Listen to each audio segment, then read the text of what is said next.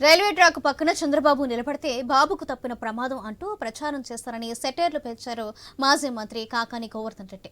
చంద్రబాబుకు చిత్తశుద్ధి ఉంటే ఇప్పటికైనా ప్రజలను ఎలా కాపాడాలనే విషయంపై దృష్టి సారించారని, ప్రభుత్వం విఫలం కావడం వల్లే పలువురు ప్రాణాలు కోల్పోయారని ఆగ్రహించారు. అన్ని మరణాలను చంద్రబాబు హత్యలుగానే పరిగణించారని చురకలు అంటించారు. చంద్రబాబును జాకీలు పెట్టి పచ్చ మీడియా ఎత్తుందని, ప్రభుత్వ వైఫల్యాలు బయటపడకుండా ఉండేందుకు చంద్రబాబు డైవర్షన్ పాలిటిక్స్ చేస్తున్నారని ఆగ్రహించారు.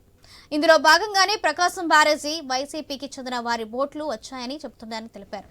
ఇది ఒక కుట్రలో భాగం అన్నారు. అలాగే మత్స్యకారుల బోట్లు కొట్టుకుపోయాయి. ఆక్వా రైతులు కూడా తీవ్రంగా నష్టపోయారని, పాడి పరిశ్రమ దెబ్బతిందని, అందరినీ ఆదుకోవాలనే బాధ్యత చంద్రబాబుపై ఉందన్నారు కాకాని గోవర్ధన్.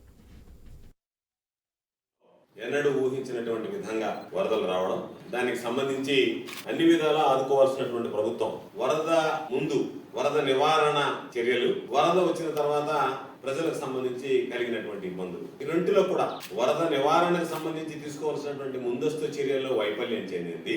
వరద సహాయక చర్యలకు సంబంధించి కూడా పూర్తి స్థాయిలో విఫలం కావడం జరిగింది. ఈ రోజు చంద్రబాబు నాయుడు గారి పరిస్థితి ఏ విధంగా ఉంది అంటే, ఏ విధంగా తయారయ్యాడు అంటే, చంద్రబాబు నాయుడు గారు ఎంతసేపటికి తాను చేయవలసినటువంటి పనులు విస్మరించి ఈ రోజు జరిగినటువంటి ఉపద్రవంలో ప్రభుత్వం పూర్తి స్థాయిలో వైఫల్యం చెందిందనేటువంటి దాన్ని పక్కన పెట్టి ఎంతసేపటికి గత ప్రభుత్వాన్ని, జగన్మోహన్ రెడ్డి గారిని నిందించడానికే ఈరోజు ప్రయత్నం చేస్తున్నాడు తప్ప మరొక విధంగా ఆలోచన చేసేటువంటి పరిస్థితులు లేవు.